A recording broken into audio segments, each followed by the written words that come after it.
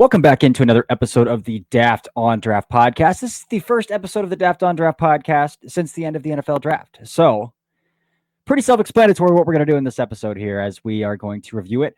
Fun story though. Apparently, the entire country of Portugal lost power. So, Dalton will not be joining us because he had to message me through Discord using a hotspot on his second phone to be able to reach me. That all of Portugal is out of power. So, I reached out to my good buddy JP Acosta at SB Nation, and JP is tapping in tonight. JP, pleasure having you back on the show. How are you this evening? I'm doing great. Luckily, the power in Claremont, Florida is still we're still here. We still got everything. I hope Dalton gets the power back, but it's good to be back on. I love it. I love it. So again, like I said, we're going to be going through and recapping a few different talking points, best scheme fit, best day 2-3 picks, the worst of the worst, best worst team mocks or team drafts as well here. Before I do that, I do want to give a shout out to anybody who turned out over the weekend when we had our live shows going on. Had a pretty good turnout is there as well. I did just drop a new article on my summer scouting quarterback one, Indiana quarterback Fernando Mendoza today as well. So tune into that as well. I did paywall all of the film clips though. So if you would like to see all the film clips that I included in that article, you got to do what you got to do. Other than that, I streamed a little NCAA last night and answered some Q&A, so that was a lot of fun too. All that to say, content at Daft on Draft is rolling heavy, rolling strong, getting into the new draft season already as well. So make sure you tune into that. JP, you dropped a top 32-ish kind of big board for the 2026 class as well. Any names on that particularly stand out that there's like, yeah, this is a guy? So my two guys for this draft class, one is Keldrick Falk from Auburn. Mm-hmm. Every time that I watched somebody play against Auburn's defense, I kept watching 15 for Auburn.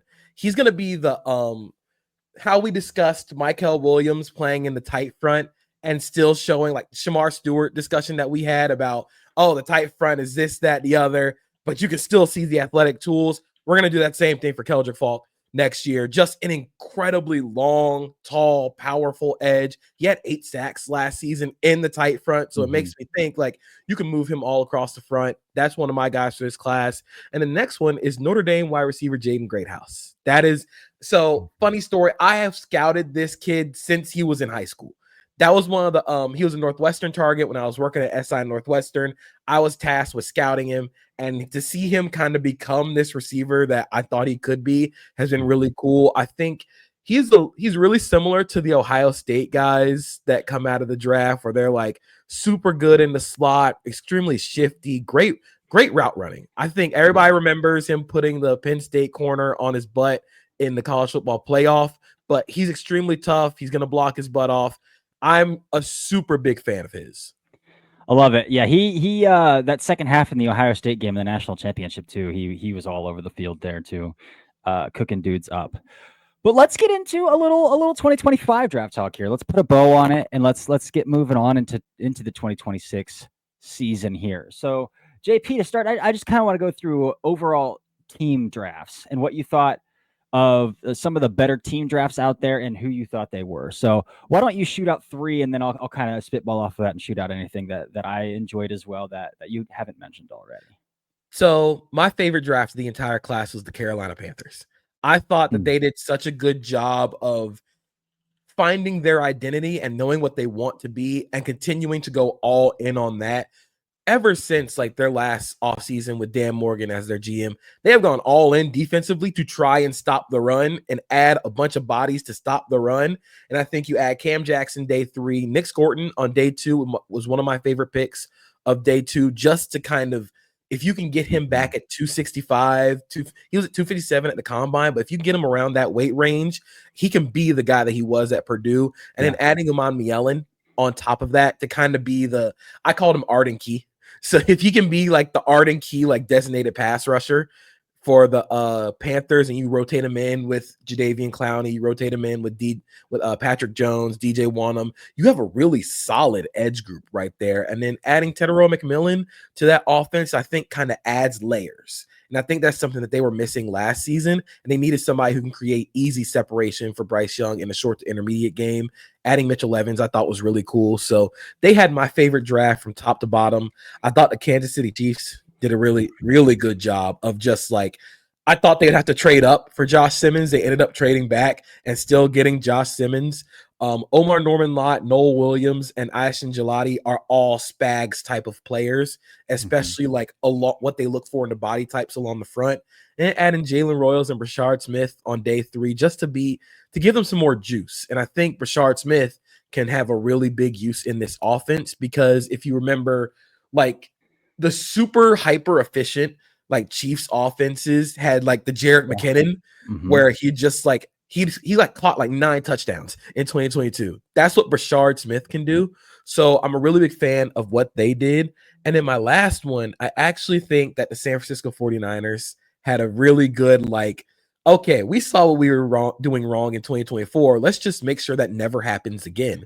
Yeah. And they added CJ West, Alfred Collins, and Mykel Williams. They are going to try and stop the run all 2025. And I think that I honestly just want to see a defensive line of Nick Bosa, Alfred Collins, CJ West, and Mykel Williams just on the field at the same time to try to give Fred Warner more range just to not get touched.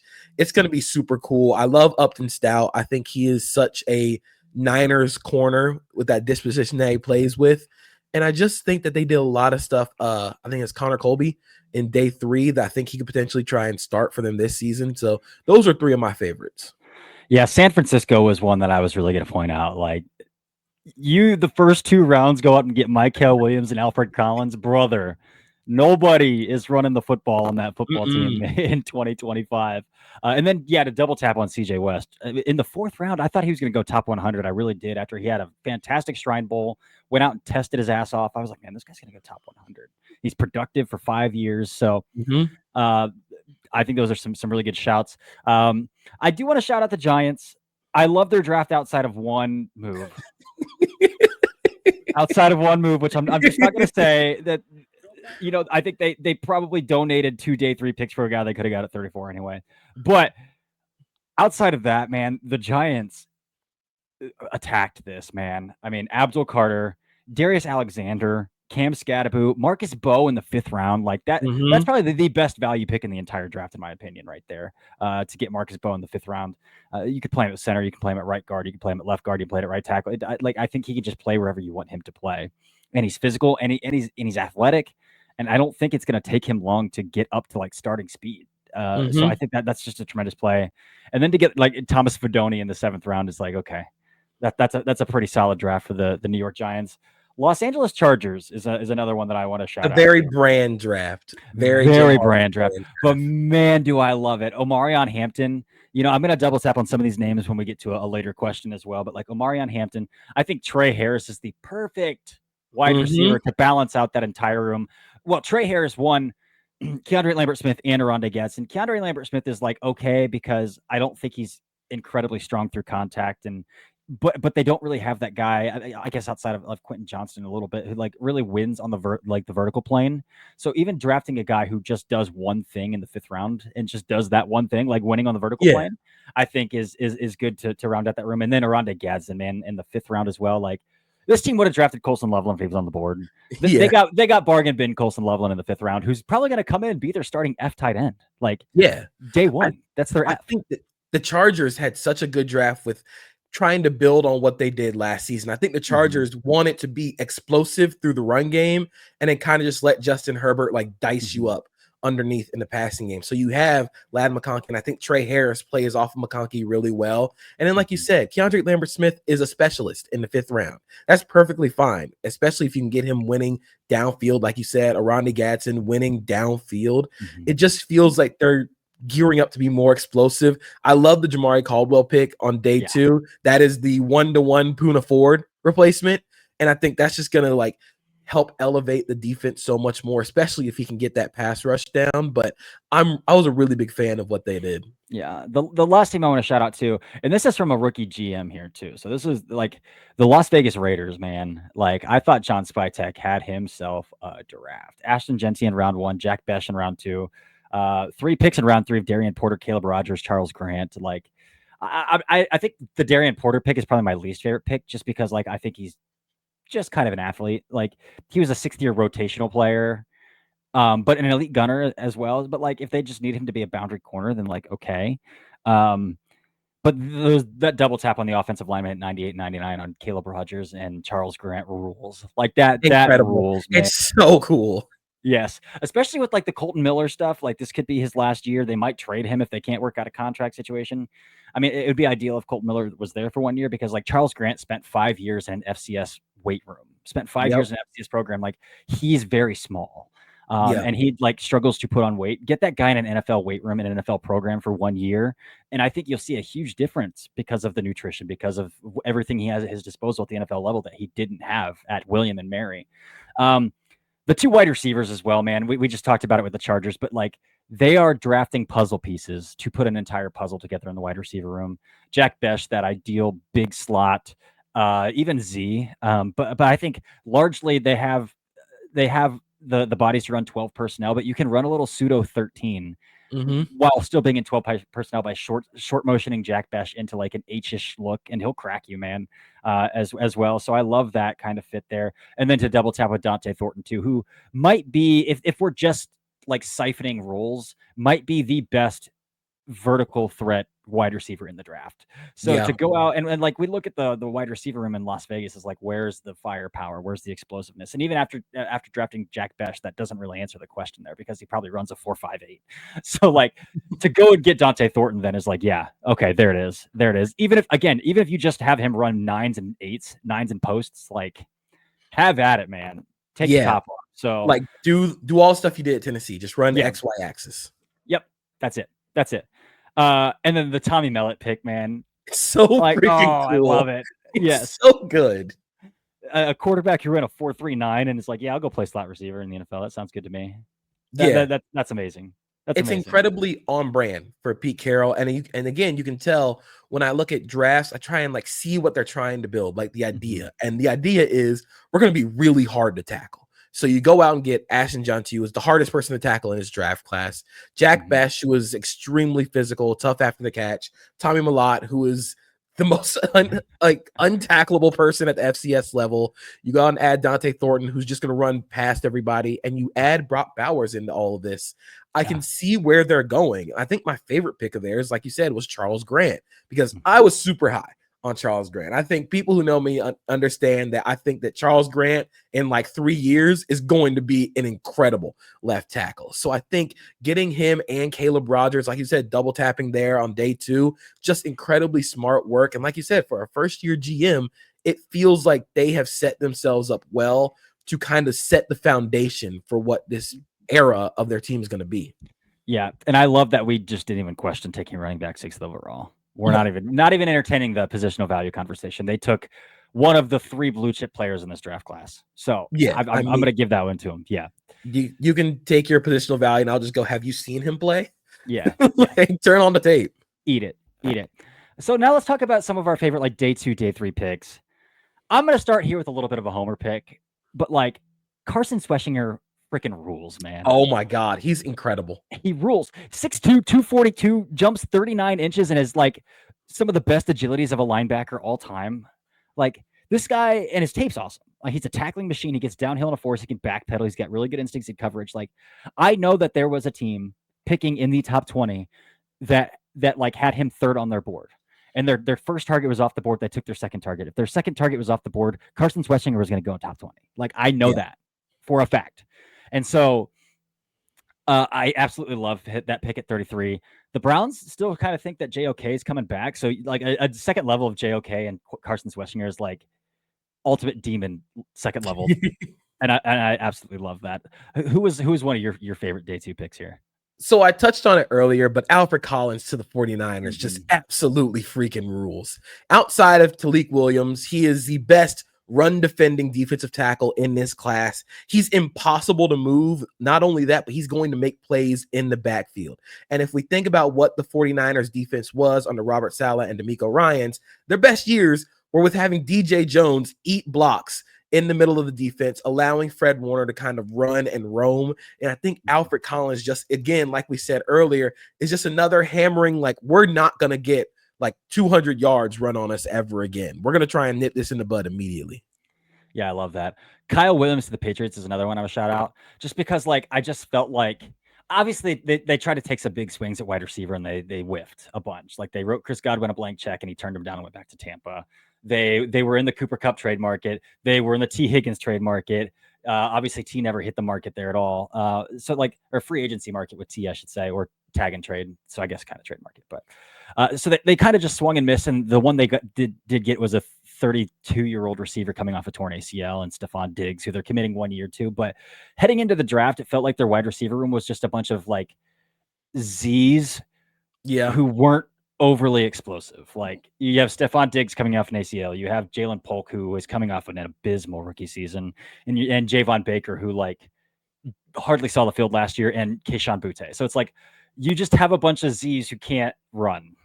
And so I like going out and getting a guy who is like probably one of the more natural fluid separators in the draft.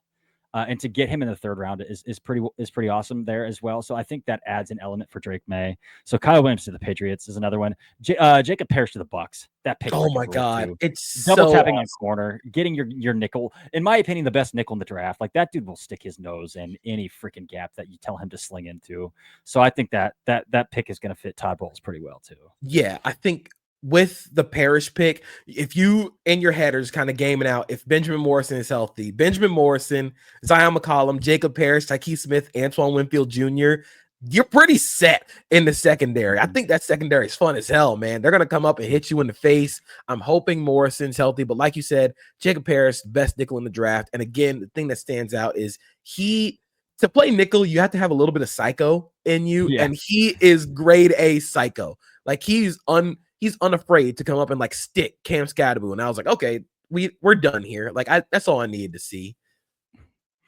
A couple more that we've already mentioned that I just had bolted out, and I'll just throw back out here. Nick Scorton to the Panthers, Darius Alexander to the Giants. I think are two pretty solid ones too.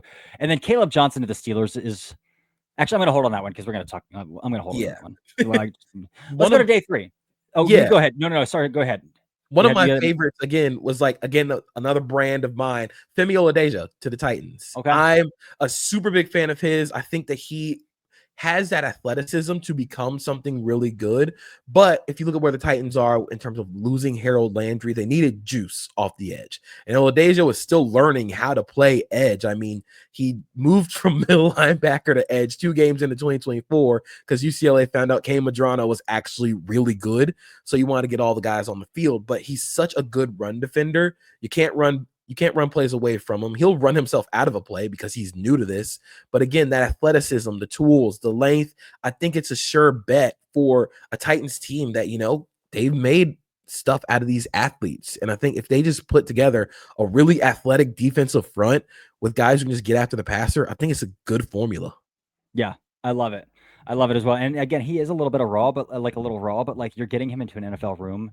And like, I don't think the Titans think they're going to go out this year and like blow the doors off of everybody. So get your young guys snaps. You've got a lot of them, and like let them play and let them develop. So I love that as well. Moving on to day 3. I mentioned Marcus Bowe already. One of my favorite picks here.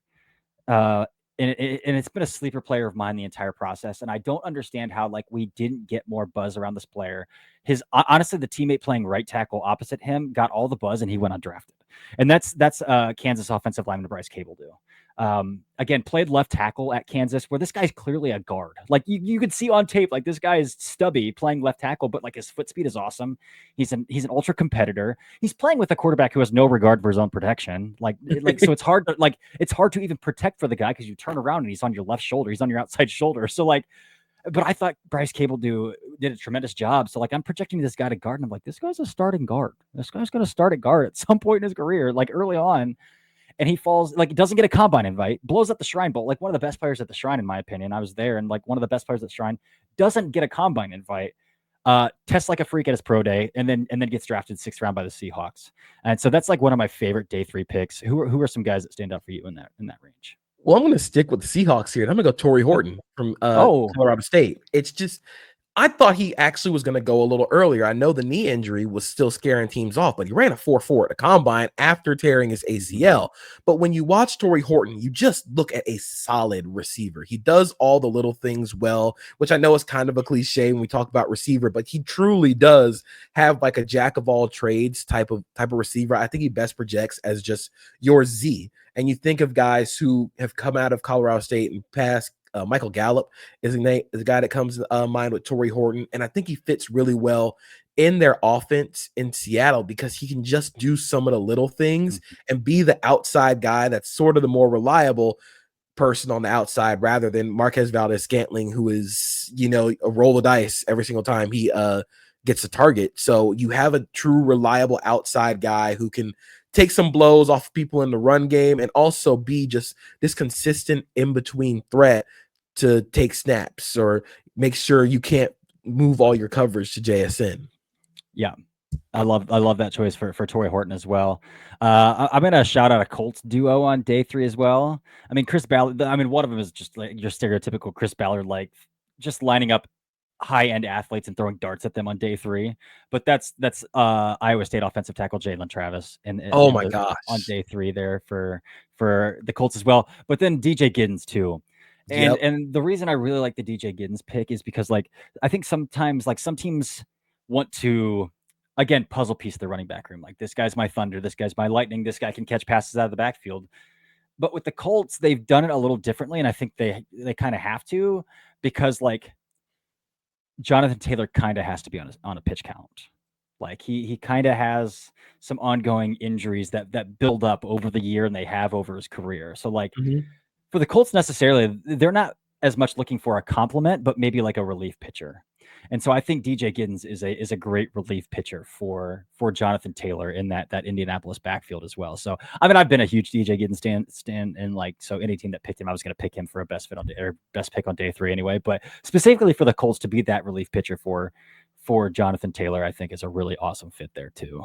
Yeah, he fits so well. I think Jalen Travis is another one of my guys that I was kind of surprised that he fell to day 3 because of the elite athleticism. I thought team would just bank on the traits earlier in day or later in day 2, but going to the Colts where they just seem to always get guys who are really traitsy, really toolsy up front and just go, we'll see if it works. And I think they've had a pretty good hit rate on that. So I think Jalen Travis could end up being a starter down the line. One guy that I did want to shout out is Pooh Paul going to the Rams. I freaking love the guy. I know he's a little undersized. I know he's not the greatest athlete, but he's just always around the ball. His instincts always lead him to the right place. I think he has some underrated like coverage chops.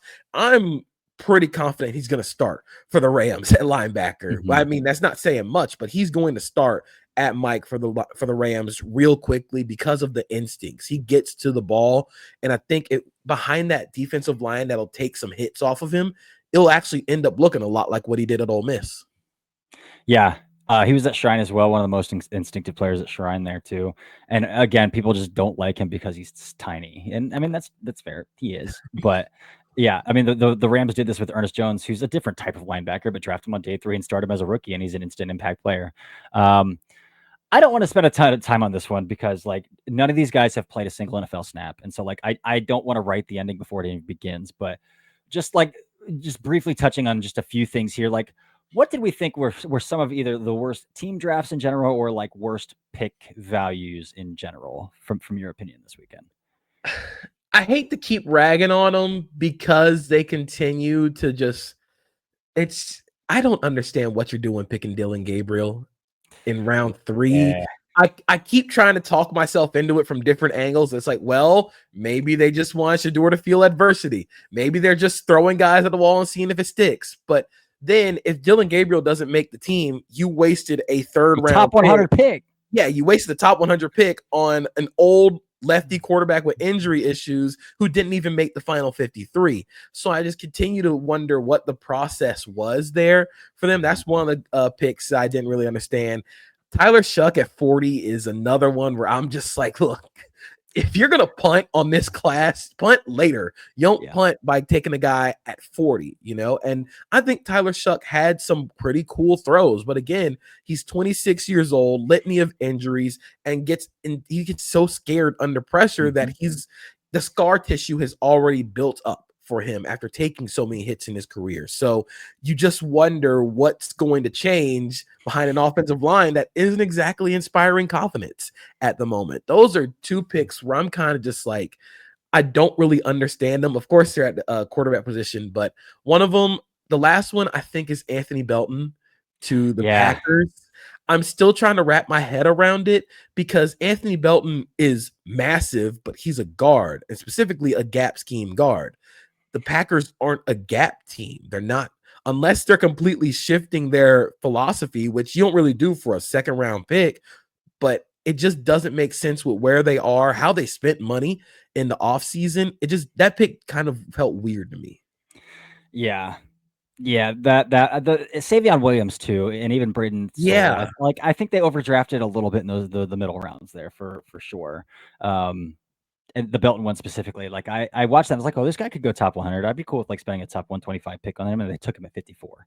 So it's like, okay, you guys jumped the shark there a little bit. And another player in that same kind of conversation with the Rams is I think Terrence Ferguson, man. And I Yeah. understand that he tested off the charts, and I understand that the tight end position is like perhaps the most important position to have those, like, to be a high end athlete out of any position in the NFL. But like, I didn't see the movement skills on tape. I didn't see the explosiveness on tape. On tape, it's like this is a 4.5 guy, like, or not 4.5, like a 4.7 guy. Like, so like I didn't see it on tape, and I'm just like, top 50. That's a little steep for Terrence Ferguson. But Sean McVay is a magic worker out of anything, so he could spin that to dust and make me look really stupid.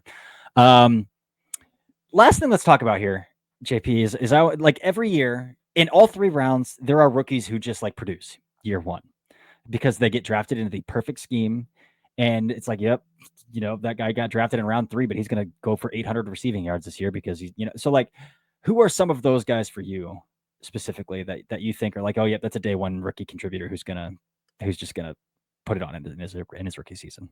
Yeah, I think the first one is Malachi Starks going to the Ravens. I think that was a pick that everybody kind of circled as like, this is the pick for both these for both the player and the team. And when it happened, I'm like, all right, there's a candidate for defensive rookie of the year because all he's going to do is just produce. And I think what he does is he allows Zach Orr to kind of be versatile with moving his guys around. You can play Starks at nickel and keep Kyle Hamilton back at deep safety. You could play Kyle Hamilton at his natural, more overhang spot and let Starks kind of be more of the deep safety. But I think he's just going to come in. He's incredibly football smart. You can tell watching him play. We kind of, I'm not going to say like overthink, but it felt kind of like he got nitpicked for a lot of reasons that didn't feel like, oh, he ran a 4.5. Let's knock him down the board. But again, 4.5 is actually like fast. It's fast for a safety, and he plays faster. The GPS times had him playing faster. So I think that's a pick where I'm really excited to see him contribute day one. Jalen Noel, I think, is actually going to produce quicker than Jaden Higgins. I was gonna say I like it better than the other teammate they picked around earlier. Yeah, I thought 39 was going to be where they picked Noel, and I thought Higgins was going to go later.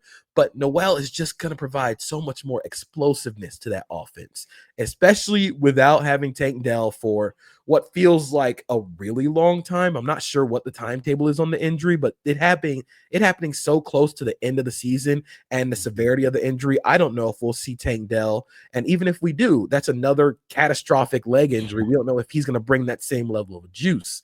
But Jalen Noel has that ability, that second and third gear downfield, and then the concentration downfield. I think Higgins and Nico Collins are kind of redundant in how and where they win and how they win. So adding Noel, I think he's going to be an instant impact. Just we can put this guy in the slot, and he's going to immediately bring us explosive plays. So those are two guys that I really think are going to be like the day one contributors. Yeah, I love that. It's hard to get to this point of the podcast where we mentioned so many names and not have a little bit of overlap. But the two outside of Ashton Jency, like, yeah, the running back who at 6th overall, obviously he's going to get 300 carries, like 250 carries as a rookie. But Omarion Hampton and Caleb Johnson, I think, are two running backs who are in a prime position to rush for over 1,000 yards as rookies. Yeah. I mean, I do like Jalen Warren in that Pittsburgh room as well, but like Caleb Johnson is going to start. He's going to get the bulk of the carries, and Jalen Warren's still going to be the relief pitcher that he was for Najee Harris. Like, that's not going to change because of this draft pick. So I think Caleb Johnson, I mentioned Carson Schwarzenegger, but I think Carson Westinger, and I truly don't think this is a homer tip. I mean, it is a little bit because it's hard to completely separate emotion from logic when you talk about the team that isn't within your culture that you grew up in, right? But like, I think Carson Westinger is a perennial Pro Bowler. Like Oh yeah. I just do. And to pair him with Jim Schwartz behind, and like Jim Schwartz wants his front four to just gap shoot and penetrate. And he wants his second level to react and correct, like based off of Mhm. what happens. So like I think he's ideal for that. That's why JOK is so good. He's so athletic. He can correct in a heartbeat. So I think Carson Westinger was one. I mentioned a little earlier as well, Arondé Gadsden. Again, he's going to step in and be the starting F tight end for the Raiders or for the Chargers. He's just going to play a ton of slot snaps Like for it's them as well. And then the last one is a 7th round pick. okay. Like the moment Kanata Mumfield got drafted by the Rams, Oh yeah. I was like, that guy's going to go for 800 yards as a rookie. Mm-hmm. He's going to go for 800 yards as a rookie. Just It is what it is. such a precise route runner. Like he's gonna carve people up in ways that Tutu Atwell couldn't in terms of just bringing them. Again, I think the Rams offense was slow last year, and I kind of think that that's kind of why Terrence Ferguson was the pick there at 46 at tight end. They just want speed. And I think Mumfield there is going to bring them a whole lot of speed, but also just separation downfield. Yeah.